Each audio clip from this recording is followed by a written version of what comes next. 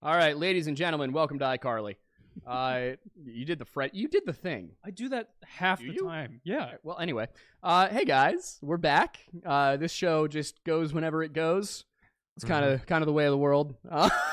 But I'm actually really psyched about the one we have tonight because this is this is one of the actual like weird Bible stories because something happens to Jacob that, as far as I'm aware, I don't think happens ever again. Right? Yes, I think absolutely. this is the one instance where we have this specific thing going on. And that's the typical. Everybody knows this story as the story of how Jacob got the name Israel, and Israel means to struggle with God, to strive with God. Of course, the story of how he gets that is, I think most people get the sense. I don't know what you were taught when you were in Sunday school and when you were doing just learning about theology, but I don't think it was ever really hammered in for me who Jacob was wrestling with. What about for you? You mean like fighting God? Yeah. Like throwing hands with God? I think it was pretty like it was either God or an angel or something like that. I think it kind of depended on who was telling the story, what way it was, but some holy entity. Yeah. It would be described as, something like that. Yeah, I always got kind of just general like, oh, it was a servant of the Lord. Yeah, Spirit. Yeah. A thing that happened. But I mean, this is one of those stories where you have like this is a human being who has a wrestling match with the almighty creator of the universe, which just from a literary standpoint, incredible little bit of storytelling. Only time I've seen this happen again in modern storytelling is in Supernatural, and that was a bit different. So I thought that it's a good story on its own. Hold on. I think 3 minutes and 12 seconds to make a pop culture reference. Continue. Let me live. Anyway, what I was trying to get to is that for me, I find the most interesting part of this story being the implications of a divine being, let alone God, being on earth, wrestling with a man, what that implies, what that means. Because, of course, generally, the Christian story is God on earth, God comes to earth as Christ. So this is a different form of God coming down. Does that mean that we have an existence of the Christ being? Is this an instance of the Christ being prior to that? Is this the Holy Spirit? Is this, an angel? Like, how does this work? I think is a really interesting discussion. So I'm excited to get into that. But we also, of course, need to talk about who Jacob is and why Jacob is finding himself in a position where the creator of the universe sees fit to have a wrestling match with him. And that all starts with the twin birth of Jacob and Esau. And before we get into the discussion, I do want to remind everybody that the way we do question and answer time at the end of the show is through super chats, simply because that is the best way to keep your chat in view. It does not need to be super expensive. We will answer a $2 one or a $20 one the same, as basically in order of relevance because of how many we get on this show. And also tonight we have to keep this solid hour and a half or so. We're going to be out of here by 9. So make sure to get those in as early as possible. We will attempt to get to everything before 7:45, and that is put in before 7:45, and we will start getting to comments at 8. So that's the way it's going to go. Hope you guys enjoy the show. And Isaiah, do you want to start us off with Rebecca? Yes, yeah. So all the way back, if we go back to around Genesis chapter 25, right? 25 is where we said it kicks off at pre-show. So basically there were two. Hold on, let me get the verse right. While he finds it, I will say, just for everybody's reference, this is 2 generations from Abraham. Abraham, Isaac, Jacob, and Esau. So we're 2 generations out of Babylon. Yes. So it begins with Isaac, who I'm sure most of us are at least briefly familiar with. Right. Isaac was with a woman named Rebecca, and it was his time to conceive of, I guess you could say, an heir or of children to come after him. And his wife, Rebecca, was going to give birth to twins. There's a bunch of stuff around prophecy. The Lord said unto her that her womb would contain the future of two nations, that, you know, their lineage was going to be great because Isaac was a descendant of Abraham, and it's that promise carried on. So Rebecca is pregnant with twins, prophesied to be, you know, twins of both nations. And the Bible says that when they were born, it says in this is Genesis 25:25, says the first came out red all over like a hairy garment, and they called his name Esau. And after that came his brother out, and his hand took hold on Esau's heel, and his name was called Jacob. And Isaac was 80 old when she bare him. And the voice for Esau's help. We'll get to that part in a second. So we have. You might want to repeat the part you said we'll get into in a second. You became a Martian. Oh, okay. We'll get just. Whatever. Okay. We'll get into it in a second. We have two kids that are being born of Isaac. One's name is Esau and the other is Jacob. So it says that Esau came out covered. It says he just came out red, furry, because of how hairy the child was, which will come into play in the story in a bit. And the other one came out Jacob holding on to his heel. Now, there's a whole thing that the son that is born first is the one that receives the birthright. Right. So the significance we see of Jacob holding on to Esau's heel is that even in the womb, Jacob had this proclivity for following for the birthright, so to speak. So we have our two kids. We have Jacob and Esau. Who was there anything else you want to cover with them for now before we get to the whole bowl of soup debacle? No, I think this is, you know, from the beginning, this is kind of the basic stuff. Nothing about these two gets.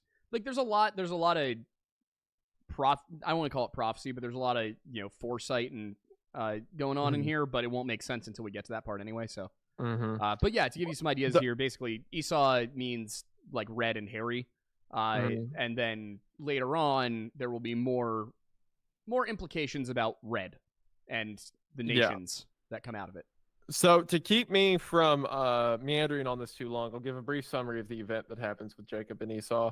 So Esau has the birthright, right? Which means that everything his father Isaac has is to go to Esau, because again, Esau was born first. So one day it says that Esau was a hunter, but Jacob was sort of a caretaker of the family. He sawed pottage, which basically means he was a craftsman.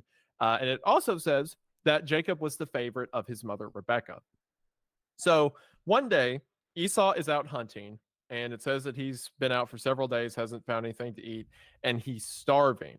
And he comes back home, and he sees Jacob making soup, effectively. He's making porridge. And the way it reads in the Bible is it says that Esau said to Jacob, "Feed me, I pray thee, with the same red pottage, for I am faint." Therefore was his name called Edom. And Jacob said, "Sell me this day thy birthright." So Jacob, whose entire life has been trying to find a way to get the birthright that Esau had from being born first, which his mother has been told will be his. Yes. Like, the mother wants some way for Jacob to get the birthright from his brother as well, which will come into play in a second. But Jacob's making this porridge, and he sees his brother, and he's like, "Oh, you want the soup? Why don't you sell me your lineage?" Good deal, right? Great deal. As a matter of fact, Esau thought it was such a good deal that he took that deal. He was so hungry that it says, Esau said, "Behold, I am at the point to die, and what profit shall this birthright do to me?" So Jacob says, "Swear it." And then it says that Esau swore it, and Jacob gave Esau bread and pottage. So Esau sold his birthright, the lineage of the kingdom, for a bowl of soup. So now that's half of it done. They now need to secure the birthright from Isaac. So the Bible says that at this point, Isaac was so old that he was basically blind. He couldn't see anything. And if we'll remember the mention earlier, Esau was so hairy that they described him as red, like he was covered in red all over his body. Which is why there are people who suggest that Bigfoot is the descendants of Esau. I've heard that before. I've also heard Cain is Esau. Cain. I like the Cain is Bigfoot. Yeah, that's funny. That's pretty funny. I like the idea of him being like forever forced to walk the Yeah. earth, still alive to this day. I like that. Just during the flood, he was like floating around. So Jacob comes to his father with the help of his mother, and they're like, okay, how do we get the birthright from Isaac? So Jacob and his mother wrap Jacob's arms in it's some kind of animal fur. So right? it depends on which translation you use. Mostly I see goat. Mm-hmm. Which if what is about to happen implies that Esau had like rather thick, coarse hair. Yes. Not just like arm hair. Like this was thick hair. Yeah, like it's like absurdly large.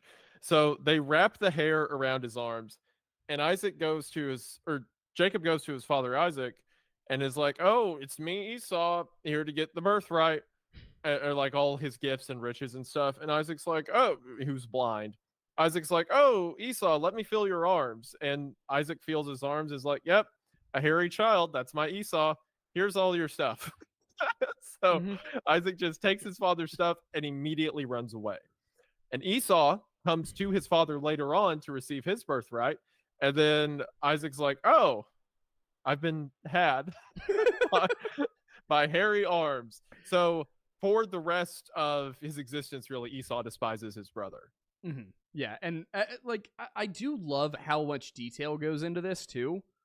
Because it would have been so easy for them to go and Jacob deceived Esau. And we have that happen numerous times in the book. But you get the whole run through of like, Isaac even asks him, wait, how'd you do that so quickly? Like Isaac can tell something's up, but he's so trusting of his wife and his sons that he's not gonna, he's like, well, I mean, when I was a boy, I was tied to a rock and almost slain. So I've treated my sons pretty well. They wouldn't deceive me. All things considered, I'm doing all right. Were you intentionally evoking John Mulaney in that accent there? No. Okay. Because it's just coded into your DNA at this point. Yeah. Okay. I was over on the bench. Anyway, like this is a moment where he's like,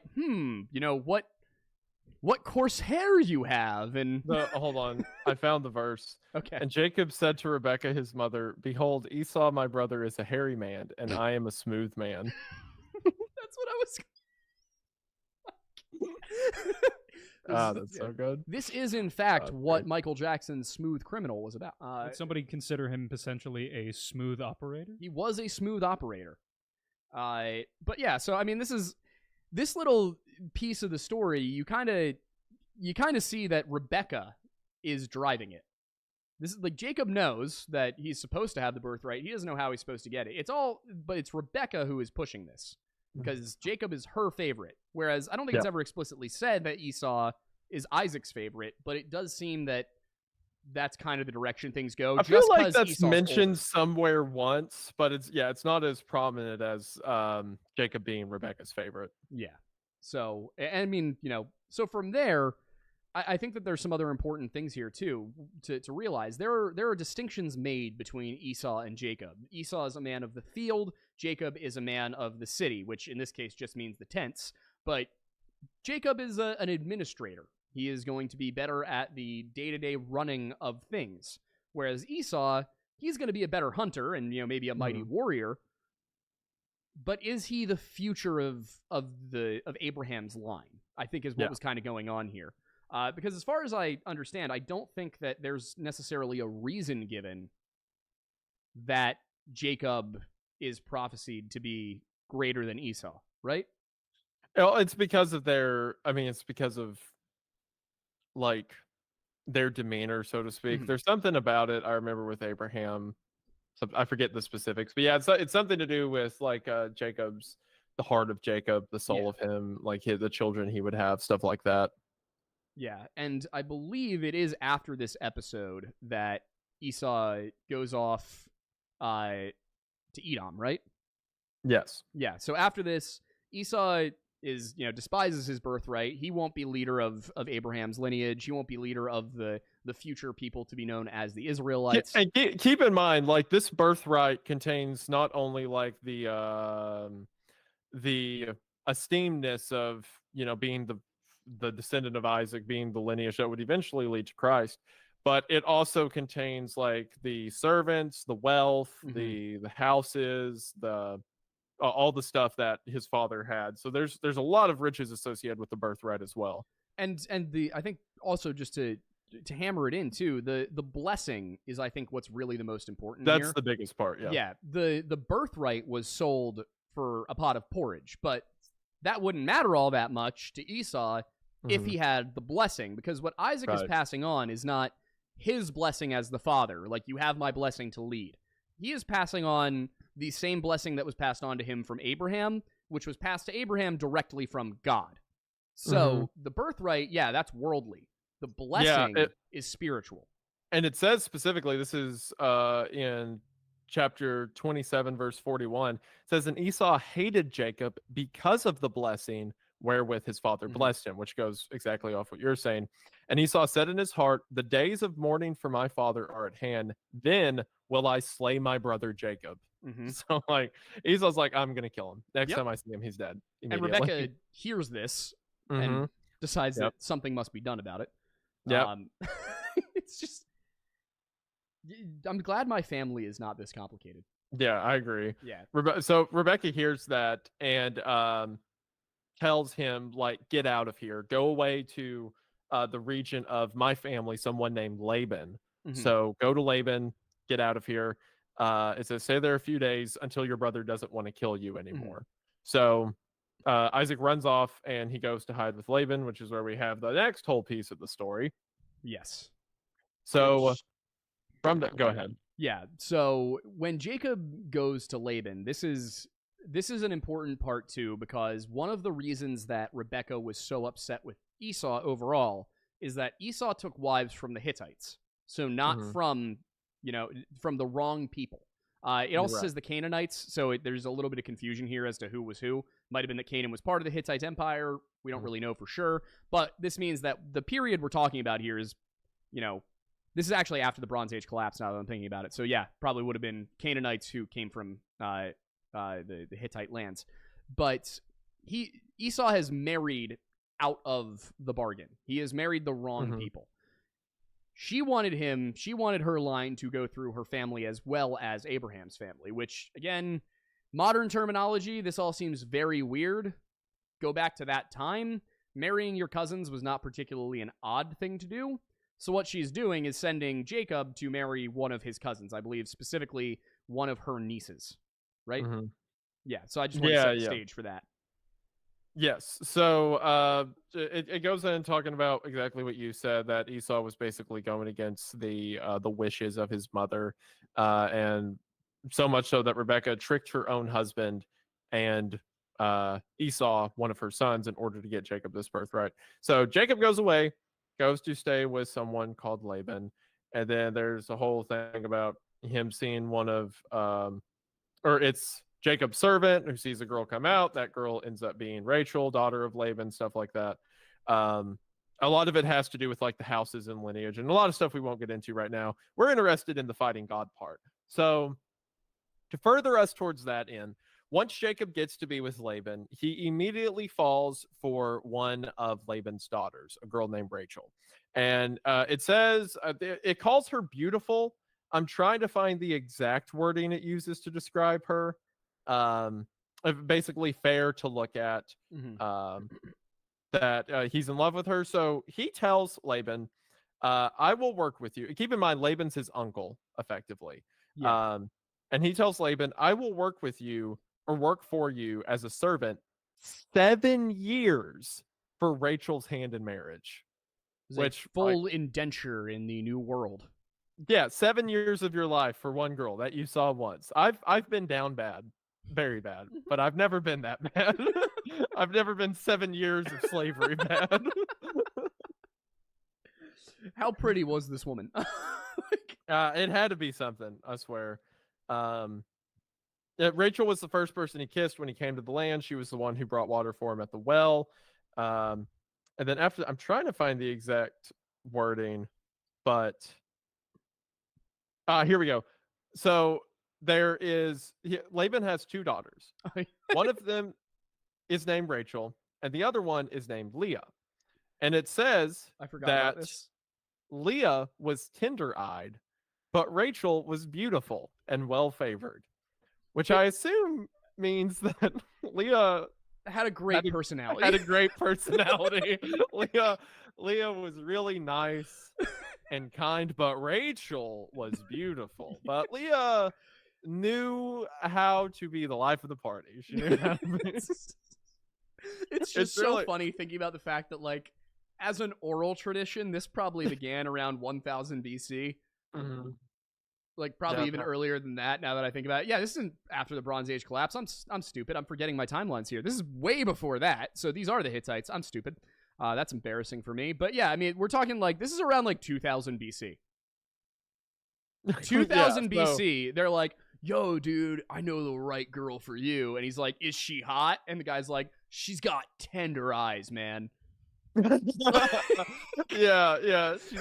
She has, basically like, oh, is she beautiful? She has the greatest smile. Mm-hmm. And she's really sweet. And yeah, it's wild that it's phrased that way. Yeah. But hey, that's Genesis. That's what most of the book's like. Right. So we have two daughters. We have Leah and we have Rachel. And remember, the one who Jacob has agreed to work for Laban 7 years for is Rachel. So he does his 7 years of waiting. And then it says, Laban gathered together this is for anyone keeping track at home in Genesis chapter 29. Mm-hmm. It says, after 7 years, Laban gathered together all the men of the place and made a feast. And it came to pass in the evening that he took Leah, his daughter, and brought her to him, and he went in unto her. And that means they kissed. That means they kissed and held hands and were very in love. That's what it means to go into someone. Yes. What's all the biblical ways to say they had sex? It's he knew her, went in unto her, joined together. Yeah, stuff like that. So after the 7 years, Jacob has agreed to do all this to marry Rachel. So after the 7 years are up, they have a big feast, and then at the last moment, Laban switches Rachel for Leah. So he switches them, and it says they join together. They know each other in the biblical sense. It says, and Laban gave unto his daughter Leah for a handmaiden. And it came to pass that in the morning it was Leah, and he said to Laban, what is this thou hast done unto me? Did not I serve thee for Rachel? Wherefore then hast thou beguiled me? So it doesn't say it explicitly, but I imagine there had to be some level of like alcohol involved with this, right? Mm-hmm. Like, he's got to be blitzed. He has to be hammered. There is no way that a woman he has seen before, he spent 7 years working for her, and then on their wedding doesn't recognize it's her. They join together, and then the next morning he realizes what's happened. So I believe here that the big feast Laban had was a ploy to get Jacob drunk. Probably. Right? So that this would happen. I do like, too, that drunkenness is like explicitly given as a sin in the Bible, but then there's also a story every 5 minutes about how you shouldn't get too drunk constantly. Like, we have this. Yeah. We have this with Noah. We have this with Jacob. We have this with Belshazzar. Like, there's just character after character. It's like Samson, and he drank too much, and then bad thing happens. Yep. It's consistent that drunkenness leads to foolishness, leads to sin, stuff like that. Because if I guarantee you, there was no way Jacob was sober and didn't realize till the next morning which daughter he was with. No, right? And I mean, when you think about it too, when you think about what that also entails, the whole alcohol issue, and the fact that when you drink, the Bible encourages you to drink. It encourages you to drink wine. You have to drink wine as part of communion. There is tons of mentions of how they had wine and it was good.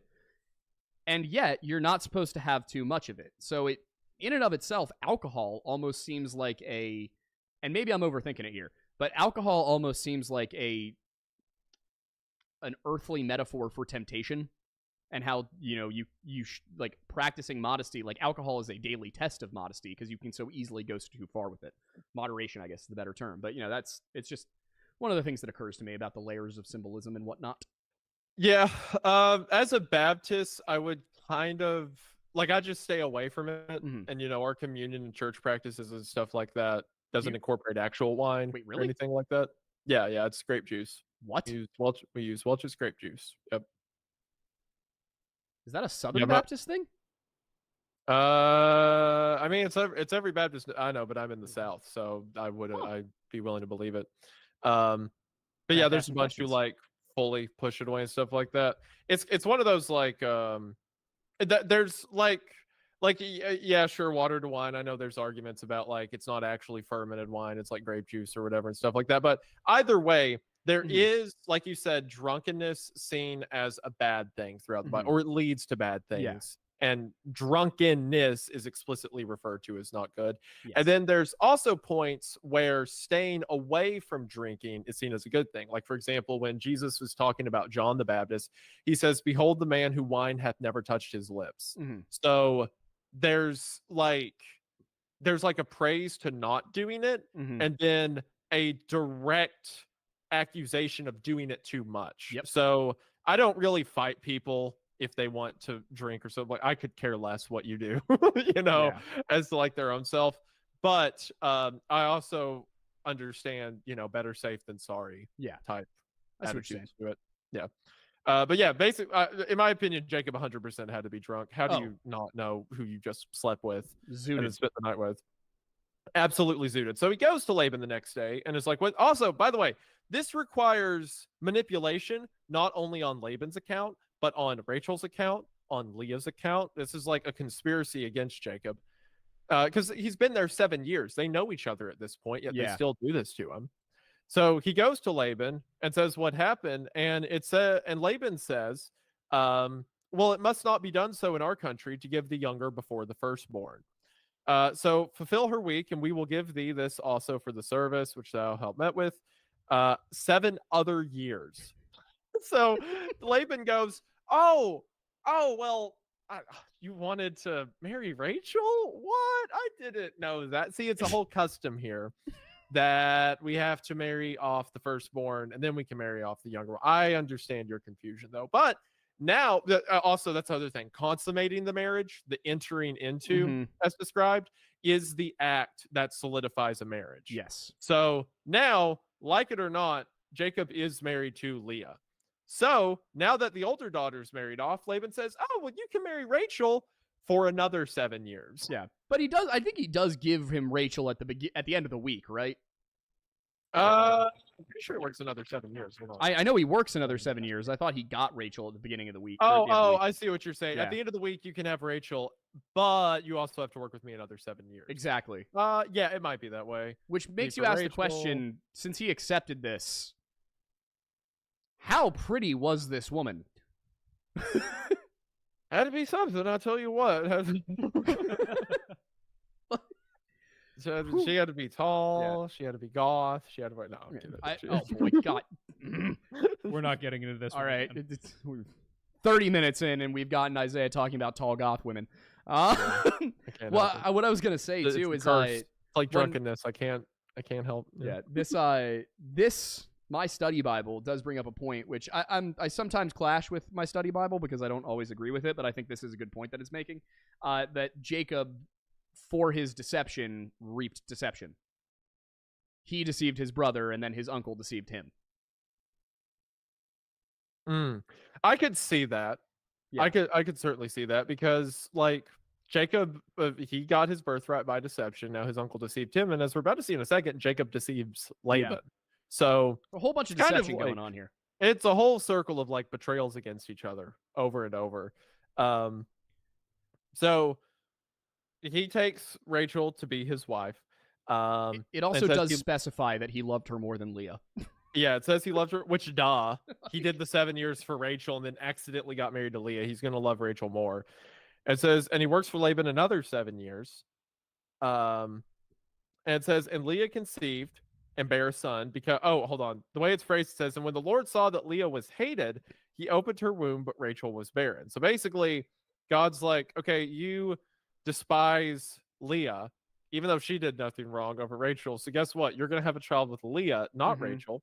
It says, and Leah conceived and bare a son, and she called his name Reuben. And it says that she looked upon him and said, surely the Lord hath looked upon my affliction. Now, therefore, my husband will love me. Leah is profoundly sad. She's like, oh, now Very that I sad. had a child, maybe my husband will like me. She really does have a great personality. Yeah, that's so sad. Right, they're so mean to Leah. Yeah. But she has a bunch of kids. There's Simon. She has another kid, and his name is Levi. And Judah, right? And these are all names that will come up later because these are the sons of Jacob and the 12 tribes, blah, blah, blah. So after that, it says, Rachel bared Jacob no children, and envied her sister, and said unto Jacob, give me children, or else I die.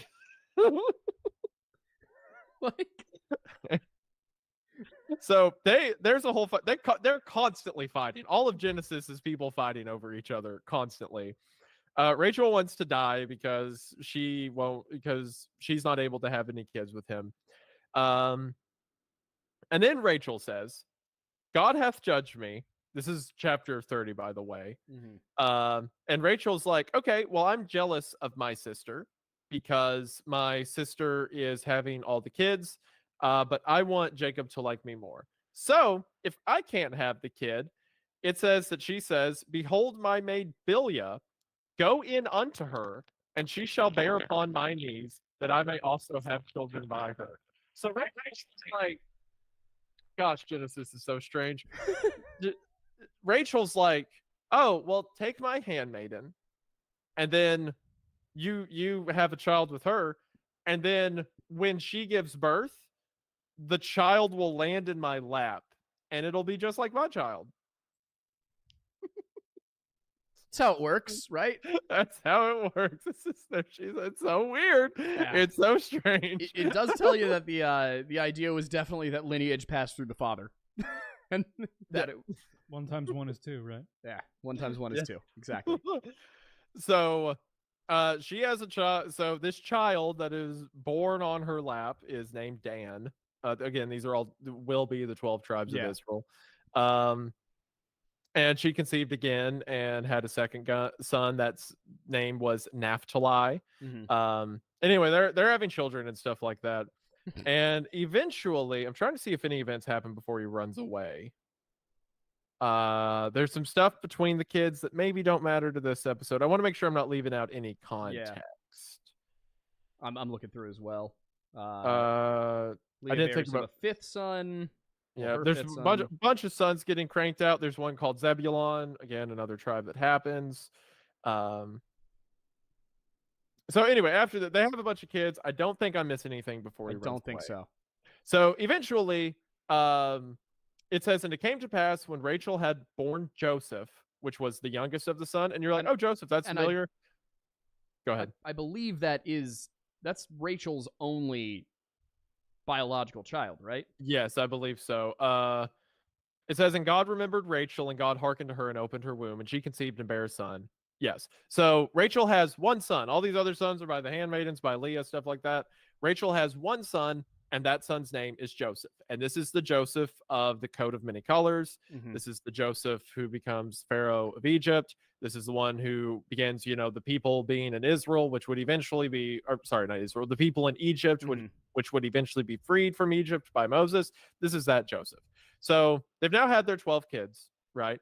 And after having all these kids, it says, and it came to pass when Rachel had borne Joseph, that Jacob said unto Laban, send me away that I may go into my place and into my country. So Jacob has been promised, like all the way back with his father Isaac and his mother, that he is going to be the birth of a new nation, just as Abraham's people, as God's people, are going to be a nation, that he's going to go out and start his own country. So after he has 12 kids now, he's been with Laban like more than, I think, at least 14 years. I believe a bit more than that.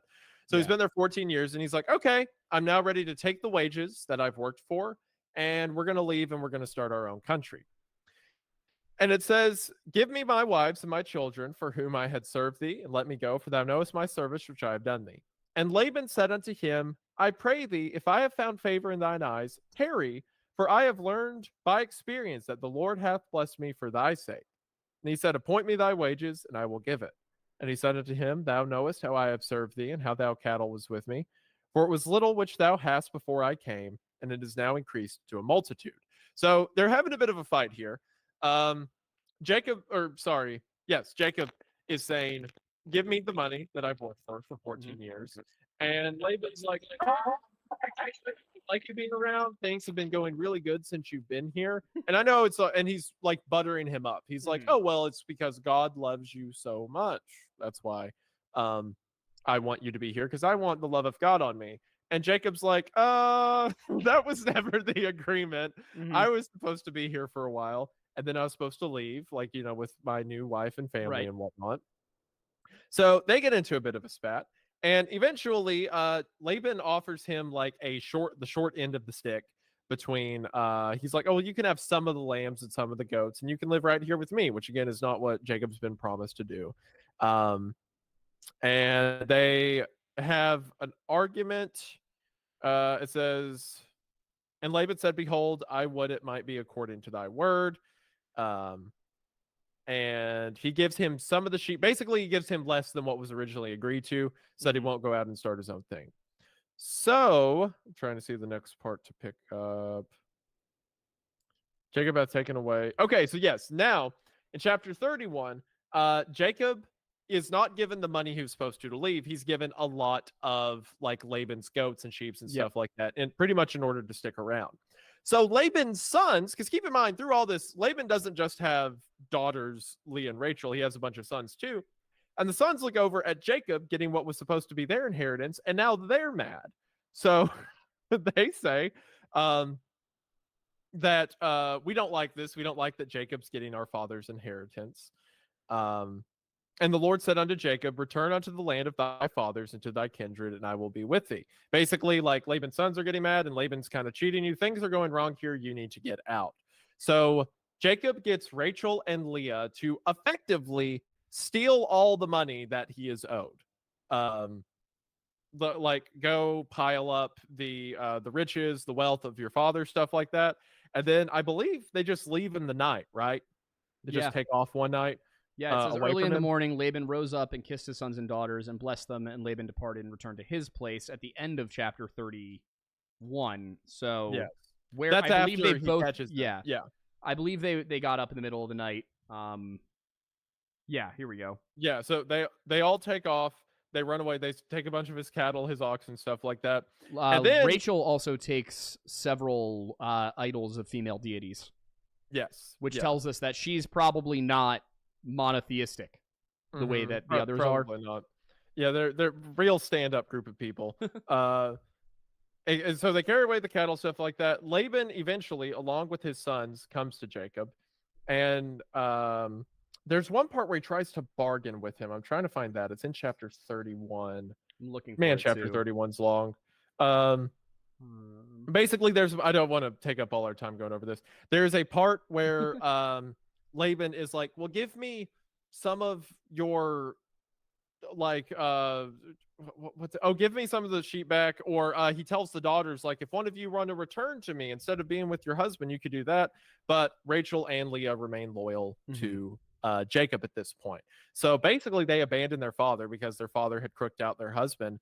And the story ends with Laban throwing down a pillar and says, I'll never cross to your side and you'll never cross to my side. To do harm. They might.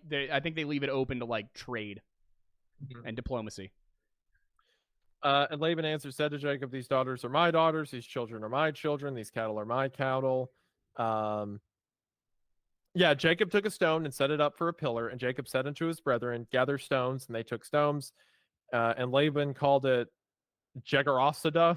And Laban said, this heap is a witness between me and thee this day. If thou shalt afflict my daughters, or if thou shalt take other wives besides my daughters, no man is with us. See, God is witness betwixt me and thee. So basically, they set a line in the sand and it's like, I won't cross it, you won't cross it. So pretty much, because Laban tried to short stick Jacob, he ended up losing his family. He lost his kids, or he lost his daughters. He lost his riches because he didn't give Jacob what he was deserved. And I'm sure Laban would have continued to have had a relationship with his family had he not tried to undercut him. So it's like you said earlier, there's deception on deception on deception, and everyone ends up paying for it in the end. Yeah. Sorry, I'm looking up one specific, looking for the location here.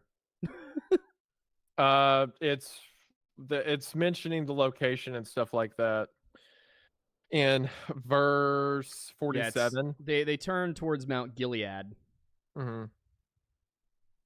which is why I've heard before that this is like where Lebanon comes from originally, or like the name at least. Is that right? I believe. I'm trying to Lebanon. I believe so. Yeah. So my understanding of this one, and this is why I'm just thinking about it, is because where they are, where Edom is kind of like seems like it's probably Jordan in the Bible, right? Yeah. So, and it says they crossed over the river. So I'm just trying to figure out like where to give people an idea of where they would be here. But you're probably going to be looking, kind of like basically the east side of the River Jordan. Probably not super far, but east side of the River Jordan, far enough away that it was a journey and that they knew that Esau would have time to be aware of their coming. So just trying to give people an idea is all. Yeah. So all that happens now, Jacob, I mean, he's got what he's wanted, right? He's got his wives, several of them at this point. Yeah. And he's got the kids. And now he's like, okay, I'm set up. I'm back in the land of my fathers. And that's where we have chapter 32, which is where we get to the meat of this story. The part we really want to get to. The part we really want to get to. All that's just background. You're welcome. So it says that as Jacob is traveling, it says that angels of God met him. And it says that Jacob sent messengers before him. So the land they're now walking into at this point is Edom, which, if you'll remember from what Aiden mentioned, is where Esau lives. The last time Jacob talked to Esau, Esau said, I really, really want to kill that guy because he took my birthright from me. So now Jacob has been gone for 14 years, and he's now crossed back over into his brother's territory. So a lot's changed. It's for once been 14 years, but also Jacob now has wives, he has kids, and he's kind of worried. My brother still wants to kill me for the whole, stealing his birthright thing, right? So he gets there, and yes, he gets there to Edom, and he sends messengers before him to Esau. And he commanded them, saying, Ye shall speak unto my lord Esau, thy servant Jacob saith this, I have sojourned with Laban, and stayed there until now. And I have oxen and asses, flocks, and men servants and women servants, and I have sent to tell my lord that I may find grace in thy sight. So pretty much Jacob was told by God, go back to the land of your family. That's where you're supposed to be now that you have wives in the lineage.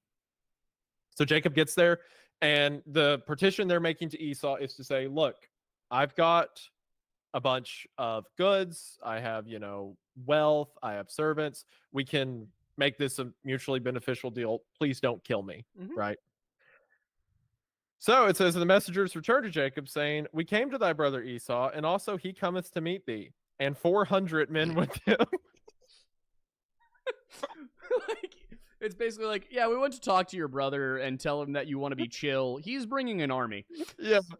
Oh, did you guys talk to Esau? Yeah, he's coming. What do you mean he's coming? He's coming. You just gotta imagine the manservants here being like, you want to tell him? Yeah, like, oh, well, don't worry. That Esau guy you were afraid about killing you, it's him and 400 soldiers. What is the worst that could happen?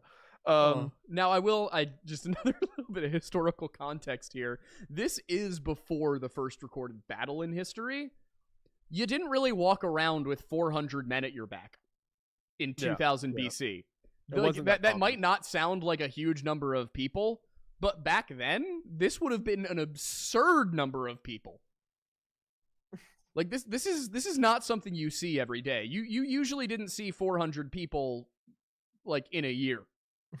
Unless you lived in one of the few cities that existed in like Babylon and Egypt. They're standing back there, and it's like, oh, when do I get to meet Esau? Any minute now. Wait, just any minute now. Yeah. So Esau comes with 400 men. It says, then Jacob was greatly afraid and distressed. I mean, yeah, duh. You would be.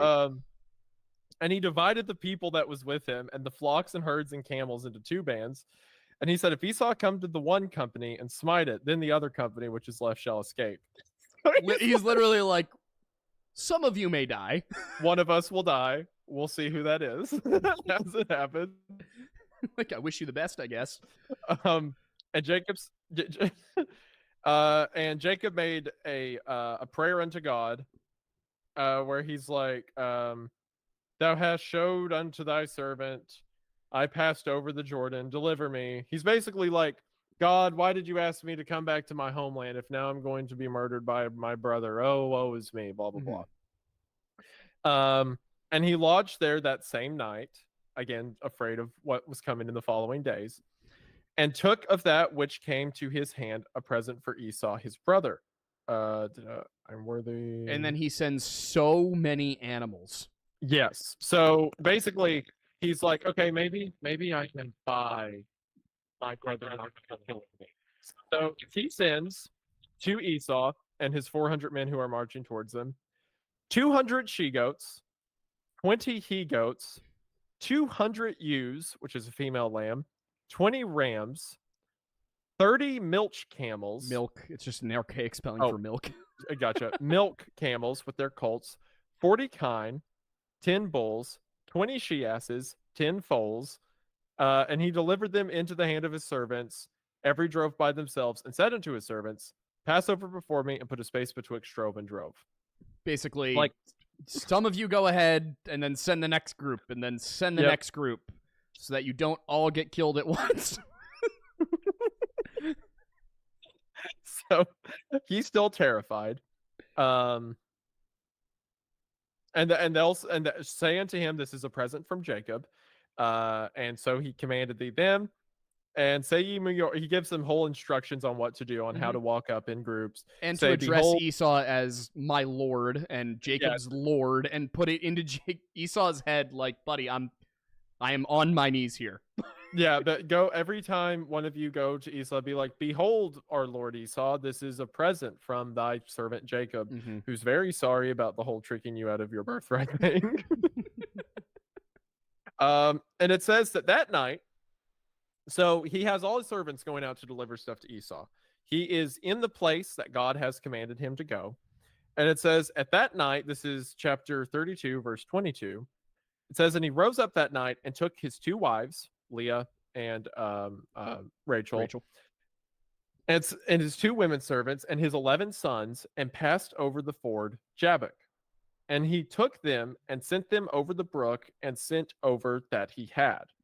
And Jacob was left alone. And okay, hold on. We'll get to verse 24 in a second. So Jacob is trying to escape now. He's like, okay, all of the gifts I gave him will distract him. We have to get out of here now. So that night, they all begin to run away. Now, keep in mind, this is where God told Jacob he was supposed to be. He was supposed to come back to his land, but now he's so terrified he's going to die that he's trying to run away. So he sends his wives and children over to the other side of the ford. Right. And now he begins to make it on his way, where it says he began to wrestle with someone. And the first mention of who this someone is comes...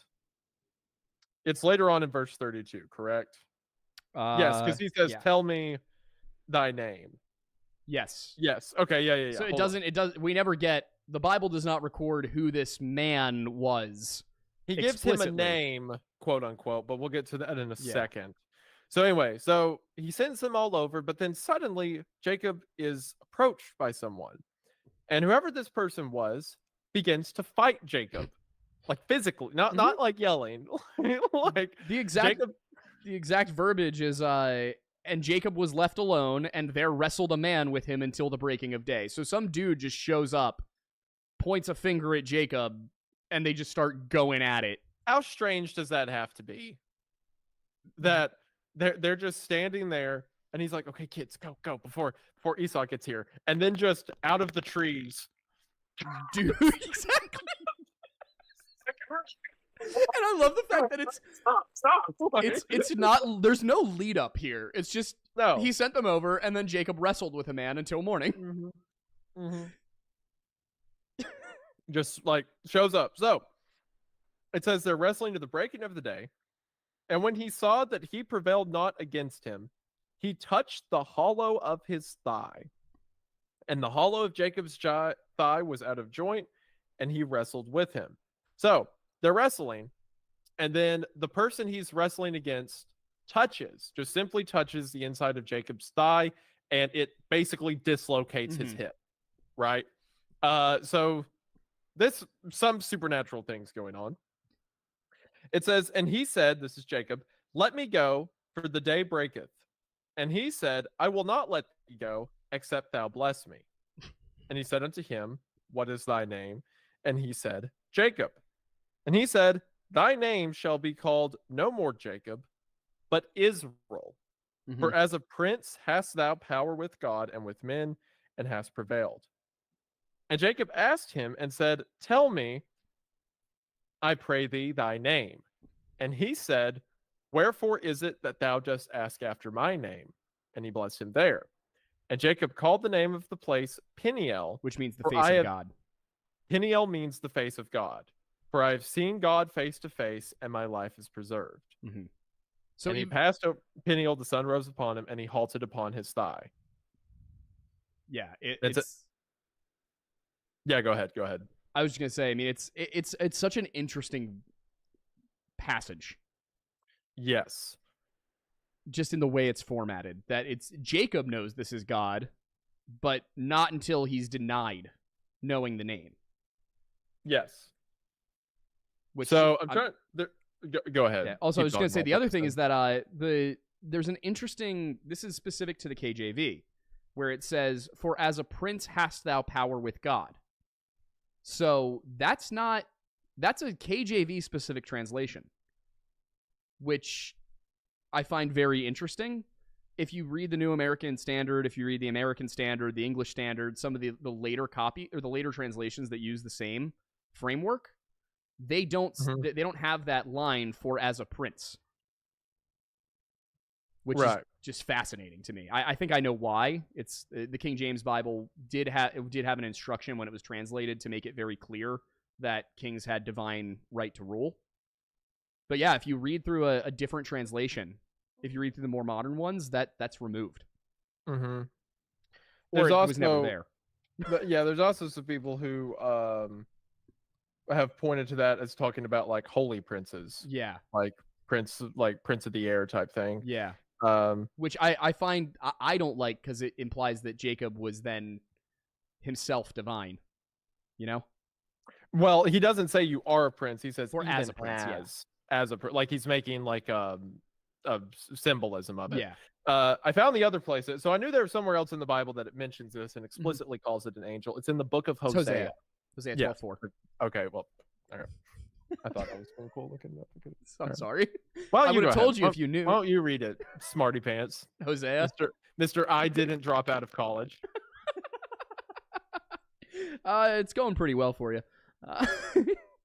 Here, it's the Lord hath also a controversy with Judah, and will punish Jacob according to his ways. According to his doings will he recompense him. He took his brother by the heel and the womb, and by his strength he had power with God. Yea, he had power over the angel and prevailed. He wept and made supplication unto him, and he found him in Bethel, and there he spake with us. Even the Lord God of hosts, the Lord is his memorial. So all the way back then, he's referred to as, or all the way in like Genesis, it's referred to as he saw the face of God. He wrestled against God, and then in Hosea, it's referred to as an angel of God. So, be it God, an angel. Jacob fought against God, and God touched the inside of Jacob's thigh. And then later on in the Bible, it says that Jacob never walked the same again. Mm-hmm. For the rest of his life, his leg was thrown out of place because God told Jacob to go to this land and that he was supposed to do this, and Jacob tried to run away.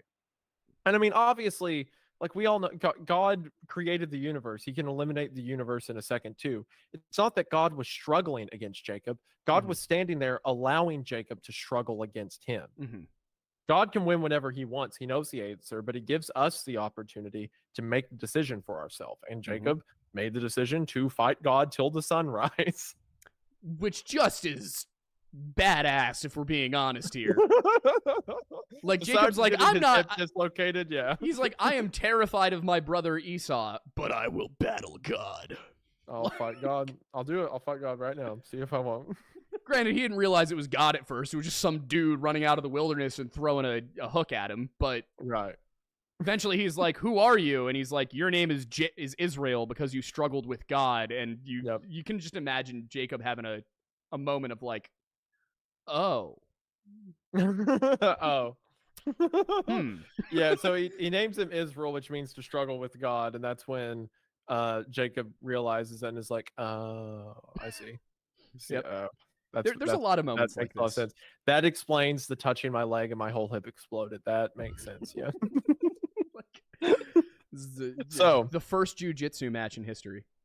Yeah, pretty much. So now Jacob can't run away, right? That's the end of chapter 32. Jacob literally can't run away. He physically cannot run away. It says, so he lifted up his eyes, and this is the next day. He's now on the side of the river by himself, his hips out of place, and he looks up and look who it is. It's Esau. And 400 people, the guy he was trying to run away from. I do really quickly, just because I saw the super chat from Mr. Man Dude, who said, who would win, the almighty creator of the universe or one smooth boy? I just like the implication that God's getting a grip and Jacob's just like slipping out of it because he's a little sweaty. It's like he's oiled up. Yeah, like, well, I can't get a hold of it. Yeah, like did they have like a talk beforehand? Did they establish rules? What happened here? But yeah, so continue. I like the image of just God in the form of a man, like power walking over to him, and Jacob's like, "Stop! Quit! What? Who are you?" Like full on Michael Myers style, just cannot be stopped. Cannot be like overcome. Like a child, like bother mom. Quit! Make him stop. But yes, he basically wakes up and Esau's there. Yeah, so he wakes up, Esau's there, and it says, he saw them coming. He knows he can't run away. So, in a full moment of him exposing which of his children he loves more, he has them line up in the order he doesn't want them to die. So he puts, it says he put the handmaids and their children up front, and then Leah and her children, and then Rachel and Joseph in the back. Just that way they can, as they're cutting through kids, they'll get to Rachel and Joseph last. And I like how it wasn't like, okay, put all the adults up front and then the kids behind. It's no. Put specifically the servants up front. And then we'll work backwards from there in order. And then we'll work back. And then the kids, they're gonna have to die, but that's part of it. Yeah. This is what we gotta do. So he has them lined up. Jacob at this point is fully ready to, and to Jacob's credit, he was still up front. So I think so. Yeah. Jacob was willing to die first. Also to his credit, he did not differentiate between like his children. I mean, he kind of did, but like all of the children of the handmaids were also his children, from what I understand. Right. He just was saying like, hey, I'm judging off the women. I don't care which of my sons died. Yep. Wipe them out for all I care. Knock him off the face of the earth. I'll make more. I'll make more. Well, Jacob was up front and he was ready to die. Jacob's standing there waiting for his moment to death. And it says Esau, the guy that he had been so afraid of, the guy that he had fought God trying to get away from, what happens when Esau sees him? It says in verse 4, and Esau ran to meet him and embraced him and fell on his neck and kissed him, and they wept. Esau missed his brother. He didn't care about what happened 20 years ago. None of it mattered. The 400 people were a greeting party. It wasn't an army. It says, and he lifted up his eyes and saw the women and the children and said, who are those with thee? And he said, the children which God hath given thy servant. So then the children come and they meet the kids meet their uncle Esau. It says, and Leah with her children came, and Joseph and all them. And he says, what meanest thou by all this drove which I met? And he said, these are to find grace in the sight of my Lord. And Esau said, I have enough, my brother. Keep that thou hast unto thyself. So Esau is saying, I don't want anything you have. I don't want, your ox and your riches. I just want you. I just want my brother back. Yep. So literally everything that Jacob was afraid of was nothing. Mm-hmm. He came home to welcome. Yeah. Yeah. Like all of this, he had brought all these people so that they could rejoin each other. Again, he missed his brother. And I mean, Esau at this point, he doesn't have his birthright or the blessing, but he is, as far as anybody can tell, he's the ruler of the land of Edom. Mm-hmm. He didn't like living in Canaan anyway. Yep. And now he's out living in the wilderness where he wanted to be in the first place. He's doing okay for himself. Yeah, he's not unhappy. Yep, and the two of them talk to each other and says, my blessing, God hath dealt graciously with me because I have enough. So he was ordered by God to come here, and God provided every step of it. God wasn't throwing him into the monster's mouth of Esau that he's killing. He was sending him home to his brother who wanted to have him back. And now Jacob brings his children and family and stuff like that. There wasn't a better ending that could happen, and Jacob was afraid of nothing. Mm-hmm. Yeah, I mean, and this comes up in the Bible again and again and again, where God goes, hey, go do this thing. And then rather than doing the thing, whoever it is, be it Jonah or Jacob, or I'm trying to think of other examples off the top of my head here, but Jonah and Jacob are the two that come to mind immediately, who they're like, no, I'm not going to do that thing. I'm scared. There's another, I think it's, I can't remember who's king of Israel at the time, or judge of Israel, but when they go to fight the Moabites, and God's like, go fight the Moabites, you're gonna win. And they get there, and the king of the Moabites, like, sacrifices his own son to Kamash, and the Israelites are like, all right, well, Kamash is gonna wipe us out here. We better head home. And God's like, what did I tell you? It happens over and over. It's the whole Bible. The concept of, like, seeing someone kill their own son for their God and being like, we should get out of here. Like, dude, like, yeah. You're supposed to be trusting. You're supposed to be trusting. The earliest examples of, like, if God tells you to do something, there's a reason for it. One of the most telling verses in the New Testament is when Jesus is talking to the disciples, and they're like, well, how do we pray for bread? How do we pay for money for living? Stuff like that. And Jesus is like, your Father know ye have need of these things. It's not like you're going to inform God that you need to not die. Yep. Like, oh, if I follow after this thing, if I go do this thing I think God wants me to do, what if I can't eat? What if I can't? It's like, God, he knows. Duh. It's not like you're going to starve to death and he's going to be like, right, oops. know? Like, that he knows exactly. God had Esau planned out. God knew exactly how Esau felt before he ever told Jacob to return home. He has it worked out. But yeah, it's one of the earliest examples of people doubting God, trying to run from him, paying the consequences, only to find out there was nothing to be afraid of in the first place. Yeah, and I think that is the core message here. As interesting, and I wanted to get a little bit deeper into the whole, the concept of wrestling with God, but based on the timing, we'll probably have to wait for another time to talk about. Maybe that could be an episode. We'll pick a few points in the Bible where people interact directly with angels, or in this case with God himself, and we can talk about those in an episode on its own. But I do think as it's almost 8:20, we got to switch over to question time. We do indeed. Cool. All right. As always, I'm impressed by your ability to turn a simple explanation into a sermon. Well, like you're good. It at is this. the Bible. Yeah, I know, but it's the way you say it. I appreciate that. You have good words. Thank you. Yes, I like your words, sir. Mr.Jin608 for $20 says, hello again, guys. I just wanted to ask, what are your biggest gripes with the Catholic/Orthodox churches, and what do you think? Do you think some of them might be from misunderstandings? I'm not Catholic, but want to have a reunified church one day. I know we've talked about a little bit of dismissals here and there, but I mean, I'm trying to think about it. The priest. Yeah, I think for me, it's the degree of structure. Most of my issues with the Catholic Church are historical, not theological. It's moments where they broke away from theology in favor of worldly power, which happened a lot during the Middle Ages.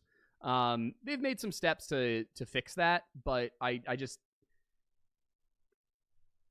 most of my problems with the Catholic Church come from older things rather than whatever they're doing in the modern world today, because I think that you can make plenty of criticisms about Protestant sects and Catholic sects. I don't think that anybody is really the one true faith anymore at this point in terms of sectarian differences. I have fewer problems with the orthodoxy. Yeah, my biggest issue is the priest class. I think Catholic architecture and stuff like that's beautiful. I think a lot of their some of their traditions, the way they do communion and stuff like that, has some value to it and stuff. But my biggest issue is the priest class. Jesus said, "Call no man father but I am the high priest." When he was crucified, the temple veil was rent in two. You no longer need a mediator between God and man. So I don't like adding a mediator. Yeah. That's the biggest transgression to me. Really, that's the only thing that drives up big stakes between me and Catholicism. Yeah. I don't have a huge issue with the religion overall. I just they're Christians. I hear some Christians say that Catholics don't count. They're certainly Christians, assuming their faith is in Jesus Christ and not the Pope. But yeah, the priesthood. The priesthood's my biggest issue. Yeah, I'd have to agree on that. It's the establishment of that as a class of people. Seems like the whole point was the Pharisees aren't doing this, and now you have modern day Pharisees. Yeah, pretty much. So I call no man father but I. They're like, what if we call a few others though? Yeah, I do want to. We did get a couple of big super chats, so I do want to make sure we get to those. Yeah, we will. I said I'd answer a 2, the same as a 20. I did not say that about $100 super chats, which I feel like deserve. They definitely get favorites. Oh yeah, deserve some recognition. Yeah, no, we'll definitely get to those without question. I will say, growing up Catholic and as a lapsed Catholic, to your point specifically, definitely heard more about the Pope than Jesus growing up. That's for sure. That's the problem. That therein lies the issue. Yeah. Also, you got all those archives, man. What's in them? Let me see them. I want to know what's in the archives. Give me the book. I don't think you're hiding anything. I just think there's probably something cool there. Yeah. Tyler Dalrymple for $9.99 says, "Do you think some fallen angels became the pagan gods? Love y'all's work. Keep it up." Ooh, that's an interesting one, and we might have disagreement on this. Isaiah, you want to go first? Yes. That's the answer? Okay, okay, we don't have disagreement on this. Yeah. I think that, in my opinion, that makes the most sense. We have all these references in the Bible to the heavenly princes, the heavenly host, God dividing the nations amongst the sons of God. In my opinion, that all suggests that there were, in fact, other divinities that were given stewardship over other countries, other nations. Oh, they performed miracles. Yeah. They were absolutely real. Yeah. It was just worshiping them as gods, like the highest god was wrong. Egypt's magicians could turn staffs into snakes. Those snakes swallowed theirs, which is the symbolism of it. But that's still a pretty wild miracle for non-god followers to pull. Yeah. 100%. Like a third of the angels fell with Lucifer. So they're out there somewhere. And what are they doing? Manipulating man, performing miracles, stuff like that. Yeah, absolutely. Yeah. I mean, Enoch also supports that. If you consider the other option is that all of this supernatural stuff comes from other entities or gods or spirits or whatever. I think it makes far more sense if it's fallen angels. Yeah. Northeastern Cowboy for $50 says, "Welcome back, fellas. So hyped for more Weird Bible. Somehow able to get service and catch this at sea about 25 miles offshore from Boston. I'm currently reading the Divine Comedy, and I'm curious of what descriptions we have of hell that are canon." First of all, That's the Lord giving you service 25 miles out to sea. Yeah. Yeah, unless you're using Starlink or you've got a hell of a what are those, the mobile hotspot things? Yeah. Like a satellite hotspot. Yeah. I don't know what kind of rig you got out there, but being from Boston, I hope it's a Downeaster, but let me know what it is in the comments anyway. But anyway, so I haven't read the Divine Comedy nearly as recently as you have. But I do not see much in the Divine Comedy for hell that I think is biblical. I mean, there's maybe like you could argue some symbolism and stuff like weeping and gnashing of teeth in the Bible carries over, but no, nothing to do with the structure or anything like that. And Dante never intended for it to be. It was symbolic of like human suffering. It even says at the end of Paradiso that all this is just a presentation to a human of what the spirits go through, and not literally how it happens in hell or heaven. So it's also a form of a very popular form of literature at the time, which was dream literature, which was the way that you could say, you could criticize people without worrying about political retribution. Say, I had a dream that this happened. I had a dream that you were lame and stupid, actually. So, I had a dream that you were encased in ice at the bottom of hell. I had a dream that I was with your mom. So, what are you going to do about that one? No, like, as far as like what real interpretations do we have? When Jesus described it, he described it as a tormentous flame. At other points, Jesus described it as the fire. He's described like fire and stuff used like that. In Revelations, it's described as the pit that burns with fire and brimstone. So that's where a lot of the fire stuff comes from. Eternal separation from God. We do have an episode on this. We do have an episode. We have a whole episode on this. Yeah. Sure. That is true. Yeah. I'm with you there, though. And in the Bible, it's mostly described as either an empty blackness or fire. Or hot. Yeah.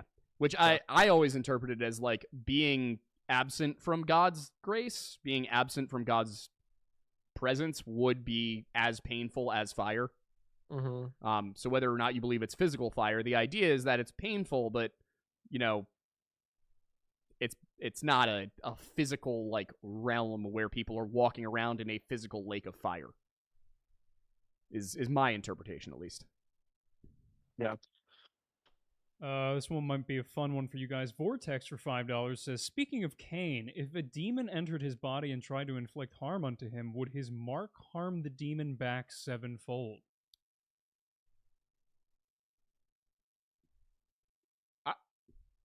You mean like from the TV show Supernatural? Well, no, it does say that if... that isn't Supernatural, but that's from the part of Supernatural where you're like, guys, just let it die. Just let the show die. Yeah. Wait. I'm looking for it right now. Does it say anything about the mark? Because the mark of Cain was given to in the Bible, was given to him so that he'd be known by all nations. Does it say anything about? It does say about harming demons. Yeah. So here we go. Behold, thou hast driven me out this day from the face of the earth, and from thy face shall I be hid, and I shall be a fugitive and a vagabond in the earth. And it shall come to pass that every one that findeth me shall slay me. And the Lord said unto him, therefore whosoever slayeth Cain, vengeance shall be taken on him sevenfold. And the Lord set a mark upon Cain, lest any finding him should kill him. So basically, I think the idea is like if you were to like harm Cain, you would be harmed sevenfold. So now we're power scaling Cain. Yeah. Which, by the way, I'm almost certain this is where the band Avenged Sevenfold got its name. That's right, everybody. Avenged Sevenfold is Christian metal. Yeah, for sure. It's actually, they're not subtle about it. You guys may have answered this before, but I'll hit it again just in case. Aiden L for $1.99 asks, what do you think is the worst translation? The Message. Of the Bible? Yeah. Yes. I don't read anything other than KJV, so I wouldn't be an expert on the worst. I'm going to buy you an ASB. I'll burn it. I'll shoot it. Going to buy you an ASB. Here, let me. What's the message? Oh, what's the message? Oh boy, here we go. Let's just take that one. Cain and Abel. Let's compare between the American Wait, when Standard was? version. I haven't even heard of the Message. When did that happen? I'm not sure. It's rather recent from my understanding, but here, let me grab. I'll pull up the American Standard version, Look, which is my preferred. all I'm saying is I don't want to read a Bible that was typed by someone who knew what insurance was. Okay. Like, I will tell you, the American need Standard them to be a Bible was the pilgrim. same process as the KJV. I know. Just All right, where's the message? I'm trying to find it in here. Pilgrim's There one of was those also low-key- another one in there that I thought was interesting really quickly while I look for this. That I wanted to really quickly ask about. Where'd it go? Pilgrim's one of those low-key insults you don't really hear people say anymore, like calling someone a pilgrim. Yeah, Listen up, pilgrim. yeah. Like, it's just, it's one of those like out there ones that I hear every now and again. It's like, it's kind of fun. Yeah. So Isaiah, this one is one I saw that I was curious what your answer would be. Source Energy said, "What do you think happens to people that never heard the gospel? Reincarnation, perhaps?" they're under faith. Paul said that. Yeah, that's been my feeling is like, they're under grace. They don't know, and So some have argued that perhaps what Paul meant by that they are under grace is that maybe they're judged by works, which I don't think so. Or some have argued that maybe faith generally is enough because Paul in the same in the same chapter says all man has had time to know of a creator. So maybe like just faith in a greater power. I don't know, but what Jesus did say is that above all else, his name is mercy. So I would they're under grace, basically. yeah. So here's in the American Standard. And Cain said unto Jehovah, my punishment is greater than I can bear. Behold, thou hast driven me this day from the face of the ground, and from thy face I shall be hid, and I shall be a fugitive and a wanderer in the earth. And it shall come to pass that whosoever findeth me shall slay me. That exact same verse. That's not as cool as KJV, but I did process it. It's more modern English. Which is why it's not as cool, but continue. I will admit the KJV is the prettiest Bible. Thank you. But the Message version, Cain said to God, my punishment is too much. I can't take it. You've thrown me off the land, and I can never again face you. I'm a homeless wanderer on earth, and whoever finds me will kill me. God told him, no, anyone who kills Cain will pay for it 7 times over. God put a mark on Cain to protect him so that no one who met him would kill him. Bro. There's no way. Yep. Okay, I'm gonna pick. Okay, let's John 3:16. We got it. Yeah, John I'm doing right now. 3:16. I'm pulling it up. Hold on. I'm one step ahead of you. Okay, are you ready? Yep. This is how much God loved the world. That's how it opens. Okay, context, everyone. Original. For God so loved the world that he gave his only begotten Son, that whosoever believeth in him shall not perish, but have everlasting life. The Message. This is how much God loved the world. He gave his Son, his one and only Son. And this is why. So that no one need be destroyed. By believing in him, anyone can have a whole and lasting life. Yep. I'm gonna punch something. Yeah. That is insane. Hold on, let me go to my life verse or one of them. Okay. It's actually impressively bad. Okay, so one I'd say like my life verse, so to speak, Matthew 25:40, which is, and the king shall answer unto them, verily I say unto you, inasmuch as ye have done it unto the least of these my brethren, ye have done unto me.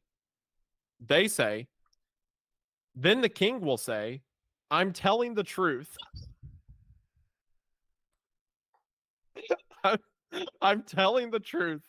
Whenever you did one of these things to someone overlooked or ignored, that was me. You did it to me. Oh my gosh. It's bad. It is bad. Let's see, we've really high. Oh, that's so thank you so much. Hey, Caleb, what's your favorite Bible verse? Oh no, don't ruin it for her. Cringe. What? Can I be cringe? Yeah. 1 Corinthians 13:13. All right, come here. There's this Bible called The Message, which is like cool Gen Z. English, right? Say hi to chat too and Yeah, stuff. chat. Okay, so like I looked up my verse. My favorite Bible verse is fairly. I say to you, in as much as you have done it unto the least of these, you have done it unto me. Say, I'm telling the truth. Whenever you did it to one of these, to someone overlooked, ignored, that was me. You did it to me. It's really good. What did you say yours was? First Corinthians. Corinthians. 1 Corinthians 13. Very cringe. 1 Corinthians 13:13. I'm pulling it up now. The very cringe one. Can you quote it from memory, the correct version?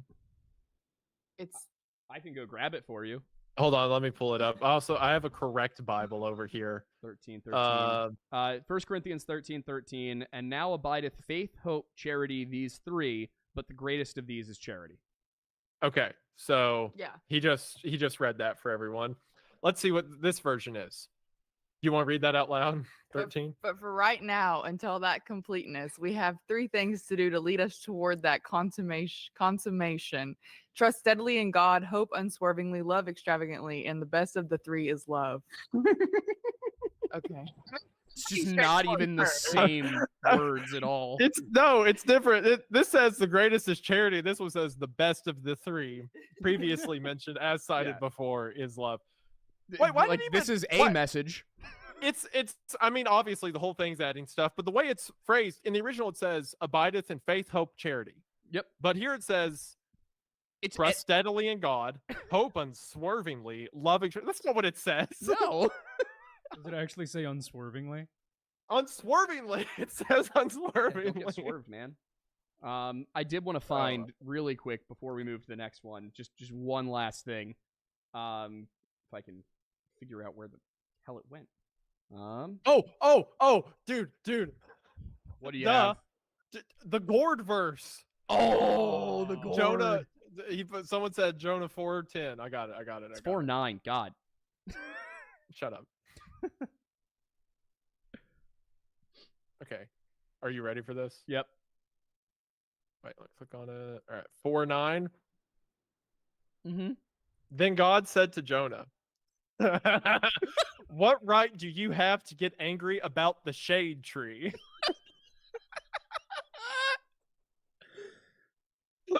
Oh, good lord. Shade tree. Another one, shade tree. I have here as well. All right, I'm with you. My answer is what he said. The worst is the message. Yeah, the message is bad. Far. Yeah. Just like... Thank you for telling me about this. Yeah, I will say that just because I love bringing it up whenever I get the opportunity, that I wanted to look at this one because Belshazzar's Feast in Daniel 5. The KJV has the headlines. We've got Belshazzar's contribution to the feast, unrestrained sensuality. God's contribution to the feast, handwriting on the wall. And Daniel's contribution to the feast, announcement of doom. Right? Yeah. And what we get in the announcement of doom is... The king cried aloud to bring in the astrologers, the Chaldeans, and the soothsayers. And the king spake and said to the wise men of Babylon, whosoever shall read this writing, and who shew me the interpretation thereof, shall be clothed with scarlet and have a chain of gold about his neck, and he shall be the 3rd ruler in the kingdom. And then in the Message translation, where's... It doesn't even do verses. It does, like, verse groups. Hang on. Okay, yeah. He yelled out for the enchanters, the fortune tellers, and the diviners to come. He told the Babylonian magi, anyone who can read this writing on the wall and tell me what it means will be famous and rich. Purple robe, the great gold chain, and 3rd in command to the kingdom. Not, he will be given a purple robe and chain. Wow.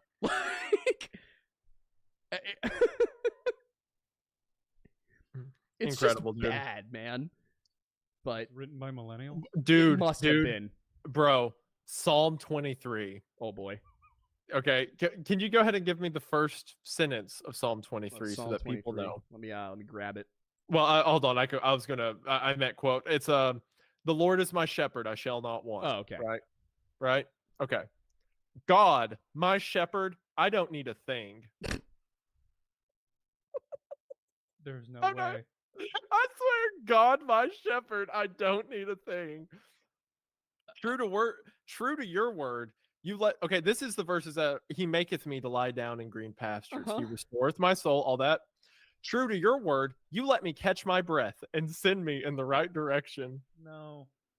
Okay, Yea, though I walk through the valley. I was of the about to shadow go with of that death, one. I will fear no evil. Here's what it says: even when the way goes through Death Valley, I'm not afraid when you walk at my side. Your trusty shepherd's crook makes me feel secure. I love that. Death Valley, like Death United Valley. States, Death Valley. Wait, Is this so- Mormon? Wait, no. Here's the thing: the way you're reading it right now makes me feel like I am watching a high school play because it's giving the same exact vibe. It gets worse. It gets worse. Okay, the what's after that? Thou anointest my head with oil, my cup runneth over. Surely goodness and mercy shall follow me all the days of my life. Right? Okay. You serve me a 6-course dinner right in front of my enemies. You revive my drooping head. My cup brims with blessing. Your beauty and love chase after me every day. I'm back home in the house of God for the rest of my life. You serve me a 6-course dinner right in front of my enemies. I have no words. Yeah. Like, That they need to add one that's like Jesus rocks. Like just it's go okay, all out yeah. with it. It's probably in there. I'm looking. What- Somebody suggested the Passion Translation, which I've never heard of. Oh no. I don't think it's even. I haven't It's not heard even that on one. Bible Gateway. John 11:35. Okay, they still have Jesus wept, but they added a now, where it says now Jesus wept for some All right. reason. Really quickly, let's hit these 3 that were $100. Yeah, while we yeah, have yeah. Time, Yep. because And then we'll go through the rest. yeah. Yeah. All right. So the first one, I believe, was the Jolly Green Ginger Yeah. for $99.99, saying, "Love this channel. You guys have helped me get closer to the faith." Joshua 19. Now I gotta look up what Joshua 1:9 is. But thank you. That was very generous of Yeah, you. extremely That was very generous kind of you. Yeah. Thank you. Thank you. Joshua 1:9. Have I not commanded thee, be strong and of good courage. Be not affrighted, neither be thou dismayed. For Jehovah thy God is with thee whithersoever you goest. It's a good one. It's a good verse. It's a very good verse. All right. What else do we have, Aiden? Alex Palix for $100, thank you very much, says, "I found Wendigoon through Creepcast and Lore Lodge through the Killdozer video. It was pretty surreal to find out you both have a Bible podcast together. Still catching up on old episodes, but I'm glad I got to catch this one live. Keep up the great work, guys." Oh, thank you. I'm glad you like it. Thank you very much. That means a lot, man. Thank you. It's fun that people are still like finding out about the podcast. Like Yeah. that's just still a fun thing that people Yeah. are like, I didn't know this existed. It's like a secret little Easter egg on Yeah. YouTube. And then the last one is from Christian Wallace for $100, simply saying, "Love you guys." Aw, love you Thank too, you. Christian Wallace. Thank you very much, dude. Appreciate that. You all donating that much money. You really don't have to do that, but it means a Yeah, lot. no. Thank you. I appreciate it. Oh my gosh. I found the Passion Translation. Oh, is that what you were looking for in there? Yeah. Okay. How bad is it? Okay, well, the beginning of Psalms 23, the Lord is my shepherd, I shall not want, is Yahweh's my best friend and my shepherd. I always have more than enough. It adds so much. It's huge. That it adds was like the verses on verses. That's what White Trash Panda said. He said the guy claims God divinely taught him Hebrew and Greek, including secrets nobody in history ever knew. And then also he said, if anyone wants to know more about how bad the Passion Translation is, Mike Winger has a series of interviews with actual scholars about it. From the little you just read. He has, this is wild, even on the Bible app, which is what I use for everything, he has like these little tildes you can click on that give him gives you more insight of like what the verse really means, and it's through the whole Bible. My word, this is just a heresy. Yeah, that's just insanity. Yeah, that is what we call blasphemy, kids. Oh, Y'all asking what blasphemy is? There you go. Y'all want to know what taking the Lord's name in vain is? There you go. Oh, that's what he was saying. Thank you for is the whole steak meal he's eating right now. Oh yeah, it's good. Yeah. My tummy's rumbling over here, and that is certainly making it. It's Increase. delicious. My Yeah, wife it is is. such a good cook.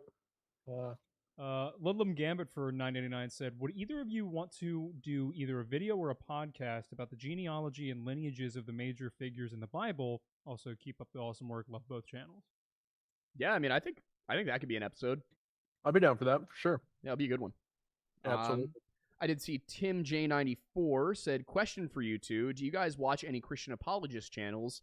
And if so, do you have any favorite? Mine personally is the Ask Cliff channel, where the guy goes to campuses and just talks with people there. Cliff's awesome. Is he the skinny, older, middle-aged guy? Mm-hmm. Yeah, I like him. Yeah, he's great. He's awesome. I love him a lot. I know 2 people that have become Christian who have said that they started thinking about God because of seeing his videos on TikTok. Yeah, I think he's very good at talking about it and making it like real and passionate, but also reaching people who might not. It's very well studied too. Yeah. I think my favorite, unfortunately, is passed away, Dr. Michael Heiser. Wouldn't necessarily call him an apologist so much as a biblical Hebrew scholar, but some of his stuff is just incredibly fascinating and eye-opening. I would say apologist-wise, Mike Jones, Inspiring Philosophy, on YouTube and everything. We had him on our main show a couple of times, and I mean, I don't even agree with the guy on everything, but like he's good. He knows his stuff. What would you define as an apologist? I think I would say it's somebody who I'd say it's somebody whose work is more directed towards the general public than the scholarly community. I think somebody who maybe goes to bat for it and argues for Christianity in debates and polemic formats. Whereas that would absolutely be Cliff then, yeah. I agree. I think that when you're primarily writing for the theological community, whether you're a priest or a doctor or whatever, I'd call that scholarship, and I'd call the going to the common man apologetics largely going to be the same thing. It's just going to be the way in which you talk about it. I think apologists make it relevant to the common person. Theologians go deeper to argue with other theologians. I get that. Yeah. Makes sense. Astro asked twice, what are your favorite types of angels? Ooh. I won't be stereotypical and say the thrones. So the princes are cool, and the seraphim are really cool. Mm-hmm. Yeah. Yeah, I think it's a hard question to answer. I really like the princes, just the whole concept of a class Prince of the angels, Air, Prince of Persia. Yeah, so it's very cool. Yeah, the angels whose job is to be the little g god of another nation, God's representative there. I like that. There's nothing to say that a prince could not be a class, and the prince could also be a seraphim, a cherubim, something like that. So, yeah. Yeah, Michael is described as a prince, even though he's not the prince of any given place. Right. Yeah. And Lucifer is described as the prince of the air, so whatever that means, right? Yeah, and the way I've always interpreted that one is that similar to Michael being kind of like the protector figure, that Lucifer, Satan, however you want to use the terminology, is not the prince of any one nation, that he is sort of the accuser. He's out there. Yeah. He's out and about doing his thing. He's the opponent prince of the earthly domain, basically. I but agree. He's also the accuser. He's the adversary. He's the tempter. Since we're at that hour and a half mark, do you guys want to pick the last one? We got 13 minutes, yeah, right? Let's just take it through. All right. I'll look through and see if there's anything that I really want to hit, but sounds good. Taped Worm for $10 said, just wanted to say thank you guys so much. You got me reading my Bible daily for once.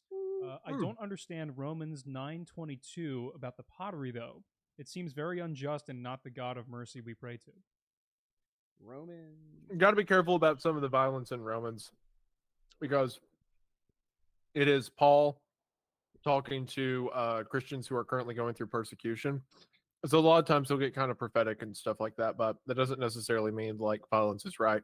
Yeah, what verse was it? Which verse? 9:22. Yeah, because another thing to remember is that not everything that happens in the Bible is supposed to be something you're supposed to imitate. What was a good example of that? What if last episode, or maybe the episode before that? I remember there was most of what David does in his later life. David, Solomon, Samson. Yeah, just all of them, are like, here's a person who was chosen by God because they were righteous, and then things happened. But He yeah, said, so, basically in that verse, he's making reference concerning God on hardening his heart, that whole thing. Those he has mercy on and those he hardeneth. Mhm. It says the potter has control over the clay. The potter knows the clay. It Mhm. says if God wanted to, he could show his wrath and destroy everything. Mhm. And if he wanted to have mercy, he could have mercy. But the fact that we still exist shows that God chooses mercy. He absolutely has the right and the ability to destroy once. And those who turn far enough away from him and attack him enough do face the wrath of God. But the fact that we're allowed to continue to make mistakes and he continues to accept and forgiveness is proof of what option the potter has chosen. Yeah, I think that's about the size of it. You know what statistic I want to see based off of comment you said right before he read that quote and gave the information? The statistic between those who are chosen to be righteous that end up being able to deal with it, and those who totally screw the pooch. There's not many. I mean, I think Samuel. You're saying people that didn't mess up big time? Yeah, correct. Yeah, those who did and those who didn't. There'd be more that would mess up. I would imagine. I'm thinking like Samuel for sure. Jesus, Well, obviously. hold on. If we're like including the judges, then it's probably more varied because not all of them messed up. Most of them were okay. I think Joshua was solid, right? Joshua was solid. Deborah was solid. Ehud Gideon? was solid. Gideon was solid. I mean, he was afraid, but he was solid. He went through with what God had him do. There's only a few like Samson and stuff that, you know. It's with the judges are typically the ones who are most in line, and then kings tend to be the kings is where it goes. Yeah. Yep. Well, that's because God never ordained the office of a king. He ordained the office of a judge and prophets, and the people wanted a king. And when you have the holiness of God trying to conflict with the passions of man, it never goes well. Okay. Yep. Titan BP for $5 says, "Hey guys, quick question. I'm a new Christian and I have no clue how to establish a personal relationship with God or talk to the guy. How do I do it?" Start praying. For those who've never done it before, how would you consider praying to go? I talk to God the same way that I would talk to one of my dad or my stepdad. You know? Wait, what? Say the question again. I'm a new Christian and I have no clue how to establish a personal relationship with God or talk to the guy. How do I do it? What Aiden said, pray. Also seek his word. I mean, for one, congratulations on joining the faith. But God left you a book compiled over the course of several thousand years, made up of 66 different accounts of things he specifically wanted you to know. So read it. Yeah, I agree with that. Everything else will fall into line with that. Yeah, I think it's read your Bible and talk to God. It doesn't need to be. I know the media and definitely the Catholics have made it seem like it's a sacrament and a ritual to talk to God. That's very clearly not what the Bible says. You do not need an intermediary to speak to God on your behalf. You sit down, close your eyes, try and, just almost meditate, but not in the sense that you're trying to like wash away all of the world around you. Just try and focus your mind on specifically that connection, that conversation with God, and go from there. It doesn't need to be a thing where you light some candles and sit down with your Bible on an altar and say a specific prayer first. God's listening. Talk to him. Andrew for $5 says, question, since a lot of the Old Testament wasn't written until the First Temple, do you think a lot of the books are symbolic from oral tradition or literal? There's debate around that. Go ahead. Can you reread that? Yeah. Since a lot of the Old Testament wasn't written until the First Temple, do you think a lot of the books are symbolic from oral tradition or literal? I am of the opinion. So first of all, to be clear, when you say First Temple, some of them were written during the Second Temple period. There's a matter of scholarly debate, as Isaiah said, about when the Bible was first written down. It may have been written down at the point that the First Temple was destroyed.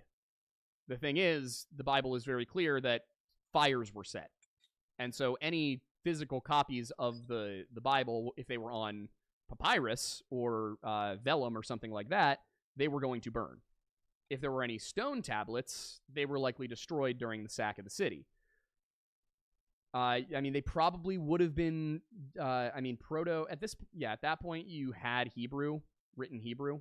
It's identifiable. So, yeah, I would say it's my opinion that there was definitely an oral tradition.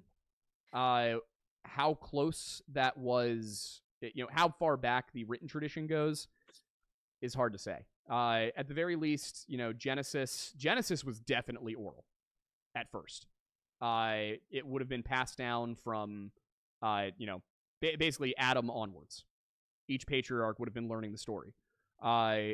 You definitely, almost certainly have some writing down by the time we're into the 11th century BC, and the kingdom of Israel has been established. We know that people in cultures around them were writing. We knew that there was a writing system that existed. They were probably writing things down, at the very least, as aids for the oral tradition. Fact of the matter is, people's memories used to be better because we didn't have writing. So since we didn't have writing, we needed better memories. Over time, that has fallen to the wayside, but you do still have people who, in pre-literate societies that exist today, or people who maybe don't learn to read until later, who have better memories. You have people who can memorize the Bible, the Quran, the Tanakh, no matter what it is, from a very early age. Like, if they start early enough that it's pre-literacy, they're better at remembering everything. So I think that you probably did have an oral tradition, but that oral tradition wasn't kept by one family. It was kept by a group of priests led by a high priest. So you would have people learning the Bible constantly, over and over again, and correcting each other and things like that when they got it wrong. So yeah, I think that it was definitely an oral tradition, but I don't think that it's symbolic. I think they tried to keep it as close to what they actually had passed down as possible. And also the thing is, everybody who talks about the Second Temple period, it was only first written down in Babylon, and they added a whole bunch of stuff from the Babylonian belief system. And it's like, first of all, they had the same belief system as the Babylonians 1,500 years before that. Abraham was Babylonian. He left Babylon. So there's a reason that Judaism and Babylonian religion have crossover. It's because they come from the same root. But it's not that the Israelites later on adopted Babylonian beliefs. It's that they were always there, and the Bible deliberately says no to a bunch of them. So yeah, I would say that, it's the people who went over to Babylon were the nobles, were the priestly class. So it would have been the educated class. They would have taken the stories with them, and they would have been able to lean on each other when writing it down.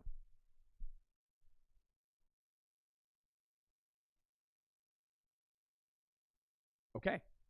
Oh, you're looking. Oh, sorry. I had the chat pulled open and it's on a delay. I was just looking at you to see if you had any opinion on it. I was looking at you 30 seconds ago. Yeah. Jesus said that his word would be established and maintained. So I don't really worry about it. I think realistically, same with the New Testament. Sure, we don't have the entire original copy of Mark, but we have 30 people who knew Mark who all had matching copies that they all said were copied off of Mark's work. So logic would dictate that what those 30 copies say is written off the original source. Just because we don't have the source, if we have 20 people that say they wrote down a copy of it and all the copies match, we know what the source was. Like I said, Christ said his word would be maintained. I believe that applies to the Old Testament as well. So how did that come about? Either by human means or supernatural means. I'm not sure every step of the way. Jesus even told the disciples, he said, when you come to write this, your memory will be perfect. You will recollect everything exactly as it was said, which is how they can give entire speeches that are several chapters long. And the only thing they get off is like choice of contractions or grammar or stuff like that. It is a supernatural book for sure. So I think that overwrites maybe some of the gaps in history or things like that. And I think there's also an important piece in here too, that, Matthew, Mark, and John, Matthew and John specifically, are written by disciples. They knew Jesus, they walked with him. Mark was probably a teenager when Jesus was preaching, and he says the same stuff that Matthew and John do.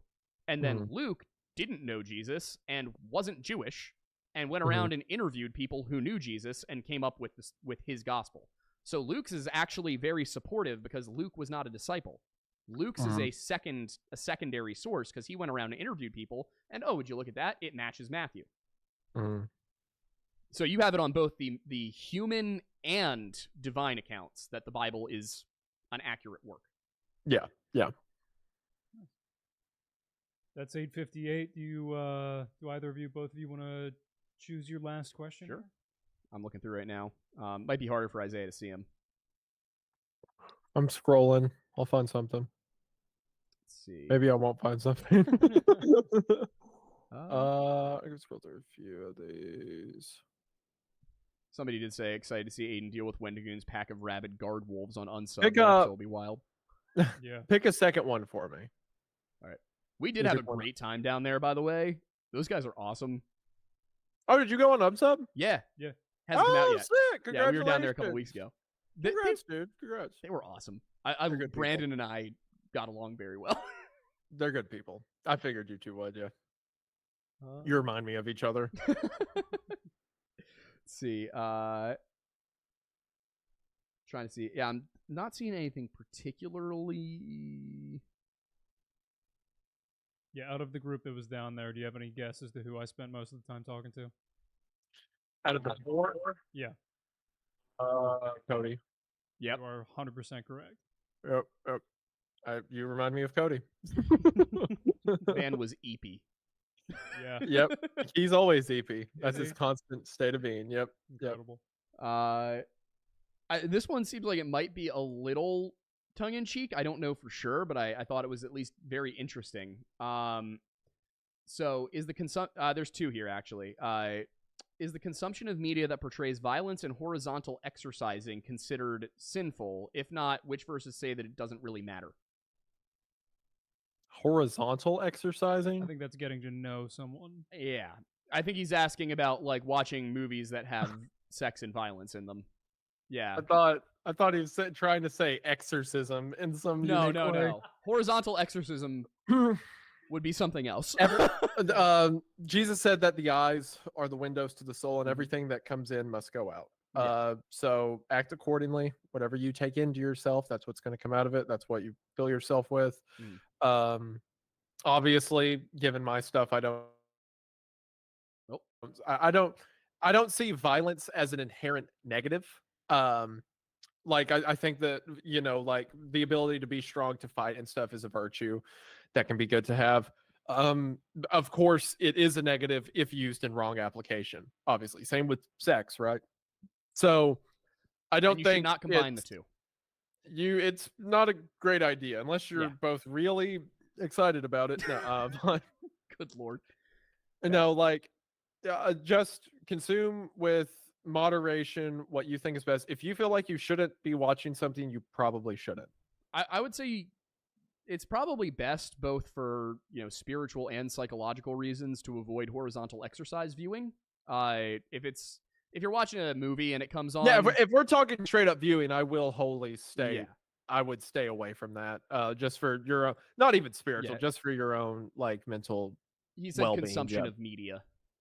So Okay, that's yeah, kinda what I'm yeah, thinking. yeah. It's like Yeah. don't Gotcha. first of all don't seek out the latter of the two. That's just bad for your health in both spirit and mentality. I mean there are so many studies, Even physically. yeah, showing this that is not good for you. And then as for violence, I would say the horizontal exercise bit is like if it's in a movie, just be aware that that's not something you should be imitating. What goes in will come out. Yeah. So yeah. Just make sure it comes out in the right way, even if that's going and talking to your reverend, like, hey, I feel weird about this movie I saw. You know? At least talk about it if you feel uncomfortable. The other one was, what's y'all's opinion on the seventh day? It was never canceled in Bible, and if Sunday is your Sabbath, then why do you work on it? I would argue that... Wait, what? Yeah. What are they saying? What is your opinion? It's basically why do you work on the Sabbath? Which for me, we do have a show on Sundays. Okay.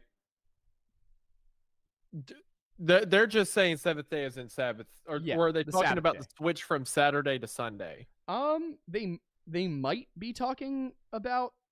So we switched from Saturday to Sunday because in the Old Testament we are in the law, we followed after the 7 days of creation. The seventh day was the day of rest.